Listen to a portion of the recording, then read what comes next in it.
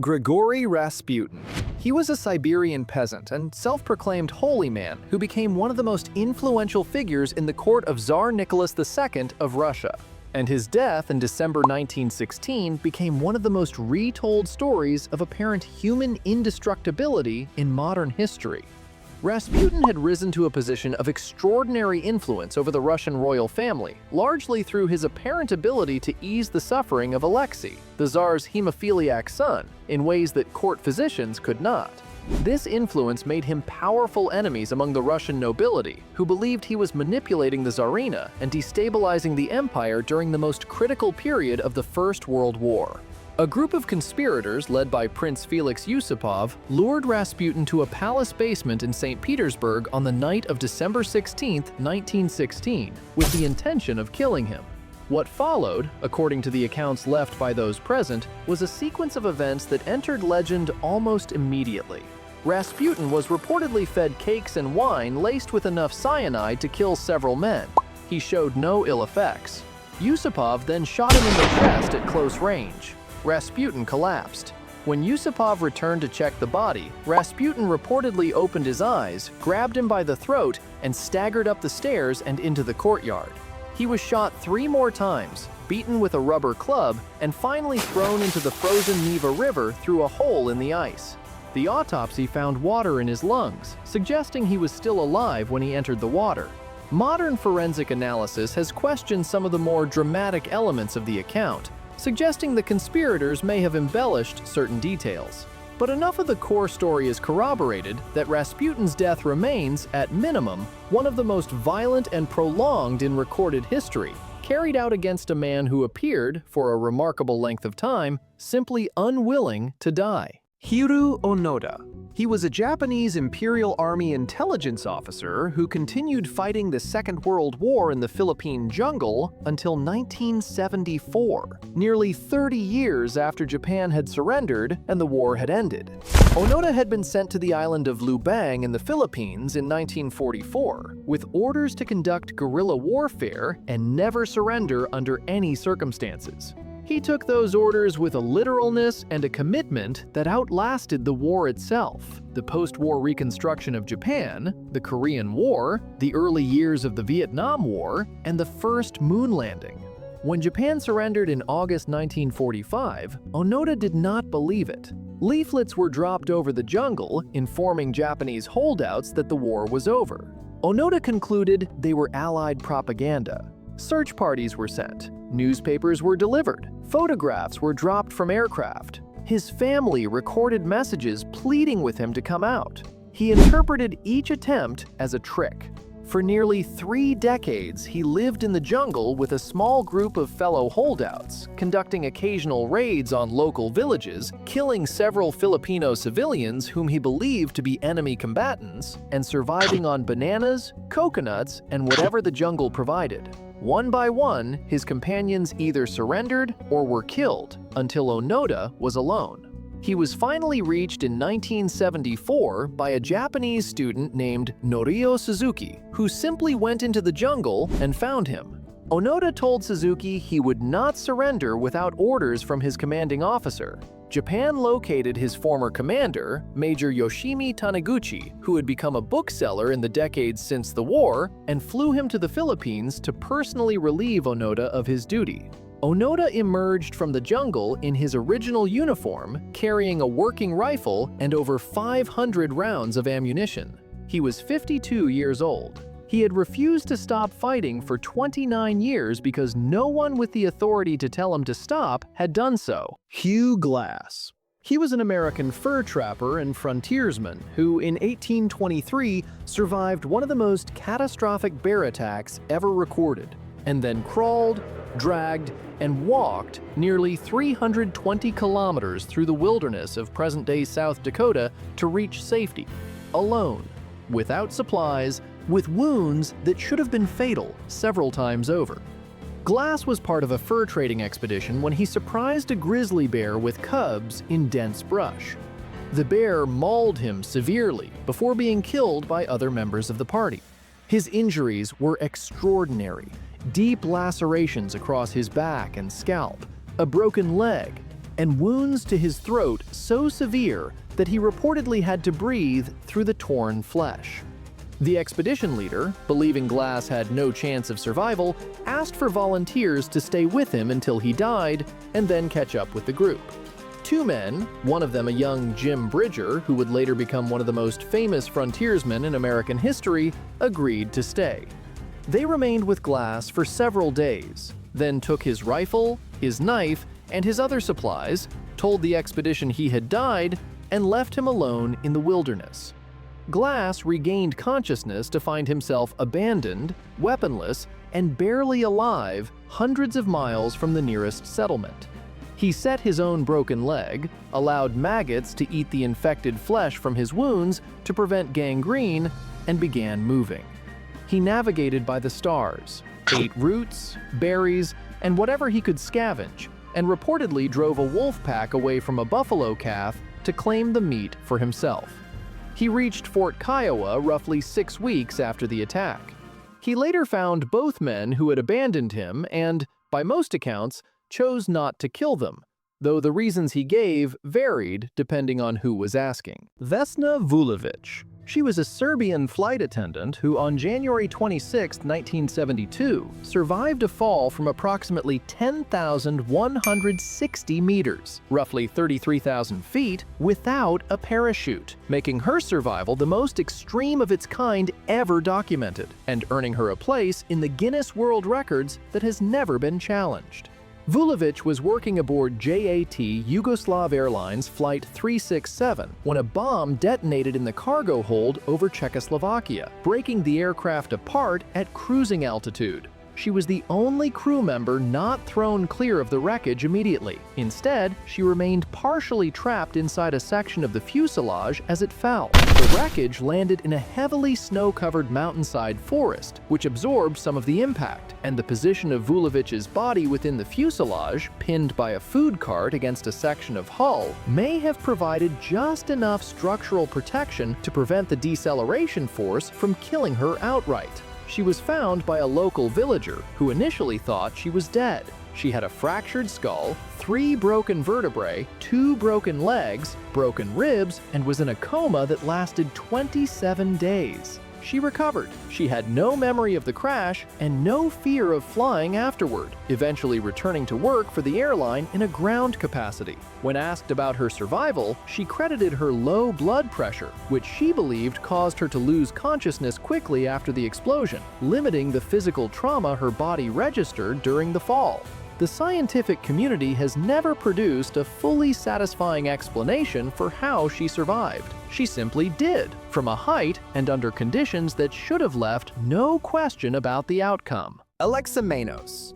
He was a Roman soldier in the Praetorian Guard during the late 2nd or early 3rd century, whose name survives in history only because of a piece of graffiti scratched into plaster on the Palatine Hill in Rome. And what makes his story remarkable is not what he survived physically, but what he endured socially, and the fact that the evidence of it has lasted nearly 2,000 years. The graffiti, discovered in 1857 and now housed in a museum in Rome, shows a crude drawing of a man raising his hand in worship toward a figure on a cross. The figure on the cross has the head of a donkey. Beneath the image, scratched in Greek, are the words, "Alexamenos worships his God." It is the oldest known depiction of the crucifixion, and it was drawn as mockery. Being a Christian in Rome at that time meant belonging to a group widely viewed with suspicion and contempt, accused of strange rituals, antisocial behavior, and worshiping a criminal who had been executed as a common slave. Alexamenos, whoever he was, apparently refused to hide his faith despite the social cost. Somewhere nearby, a second piece of graffiti was found that reads, "Alexamenos is faithful," written in a different hand, almost certainly by Alexamenos himself or by a friend in direct response to the mockery. He did not die for his belief in the physical sense, but he refused to let the ridicule end the conversation, scratching his answer into the same wall that had been used to humiliate him. The exchange survived intact for nearly 20 centuries while everything around it crumbled. A small argument between two people preserved longer than most empires. Phineas Gage. He was a 25-year-old railroad construction foreman working in Vermont in September 1848 when an accidental explosion drove a tamping iron, a metal rod more than a meter long and over 3 centimeters wide, completely through his skull. The rod entered below his left cheekbone, passed through the front of his brain, and exited through the top of his head, landing several meters away. Gage was thrown onto his back by the force of the explosion. Within minutes, he was sitting upright and speaking. He was helped onto an ox cart, rode into town seated upright, and walked up a flight of stairs to see the doctor. He survived. What followed, however, was in many ways more significant to history than the survival itself. The Phineas Gage who recovered was, by all accounts of those who knew him, a fundamentally different person from the Phineas Gage who had been buried under that iron rod. Before the accident, he was described as responsible, capable, and well-liked by his crew. Afterward, his doctor, John Harlow, noted that he had become fitful, irreverent, and unable to follow through on plans. His personality had shifted in ways that were unmistakable to everyone around him. He could no longer hold his job. He drifted between various occupations for the remaining 12 years of his life before dying in 1860 from epileptic seizures, likely connected to his original injury. His case became one of the foundational references in the history of neuroscience, providing early evidence that personality and social behavior are located in specific regions of the brain and can be altered by physical damage to those regions. The rod that passed through his head is still on display at Harvard Medical School, alongside his skull. Roy Sullivan. He was a United States park ranger who worked in Shenandoah National Park in Virginia for nearly 4 decades. And over the course of his life, he was struck by lightning 7 separate times and survived every single one. The probability of being struck by lightning once in a lifetime is already extraordinarily small. The probability of surviving 7 strikes across several decades is a number so remote that statisticians have struggled to express it meaningfully. Sullivan's strikes began in 1942 when he was hit in a fire lookout tower and lost a toenail. He was struck again in 1969, 1970, 1972, 1973, 1976, and finally in 1977. Each strike left its mark.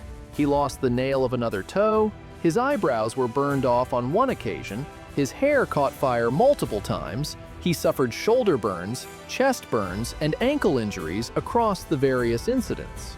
He began carrying a bucket of water in his truck to pour over his head after strikes. He reportedly developed a genuine fear not of lightning itself, but of dying in a storm after so many survivals, feeling that something was specifically targeting him. Park visitors would sometimes leave the area if Sullivan was nearby during a thunderstorm. He was listed in the Guinness World Records as the person struck by lightning more times than any other in recorded history. Despite surviving 7 lightning strikes that together should have killed him many times over, Sullivan died in 1983 from a self-inflicted gunshot wound. The man whom lightning could not kill made a choice that it could not. Tsutomu Yamaguchi. He was a Japanese naval engineer working for Mitsubishi, who holds a distinction that no other person in recorded history shares. He was officially recognized by the Japanese government as a survivor of both atomic bomb attacks, at Hiroshima on August 6, 1945, and at Nagasaki on August 9, 1945, 3 days later. Yamaguchi was in Hiroshima on a business trip when the first bomb, Little Boy, was dropped at 8:15 in the morning. He was approximately 3 kilometers from the hypocenter when the bomb detonated. The blast ruptured his eardrums, temporarily blinded him, and burned the left side of his upper body severely. He spent the night in Hiroshima, found 2 colleagues who had also survived, and the following morning boarded a train back to his hometown. His hometown was Nagasaki. He arrived on August 8th, reported to his Mitsubishi office the next morning with his head still bandaged, and was in the middle of describing the Hiroshima explosion to his supervisor when the second bomb, Fat Man, detonated roughly 3 kilometers away, almost exactly the same distance he had been from the first explosion. The blast blew him across the room. He survived again. His wounds from Hiroshima were not significantly worsened. He went on to live until 2010, dying of stomach cancer at the age of 93. For decades, he was reluctant to speak publicly about his experiences, but in his later years, he became an active voice for nuclear disarmament, testifying before the United Nations and speaking to audiences around the world. He had survived the only 2 uses of nuclear weapons in the history of warfare at nearly identical distances, 3 days apart, and lived for another 65 years to tell both stories. Aron Ralston. He was a 27-year-old mechanical engineer and avid outdoorsman from Colorado who in April 2003 went hiking alone in a remote canyon in southeastern Utah called Blue John Canyon without telling anyone where he was going. Partway through the canyon, he was climbing through a narrow slot when an 800-pound boulder shifted and pinned his right forearm against the canyon wall. He could not move it. He had water for about a day, minimal food, and no one knew where he was.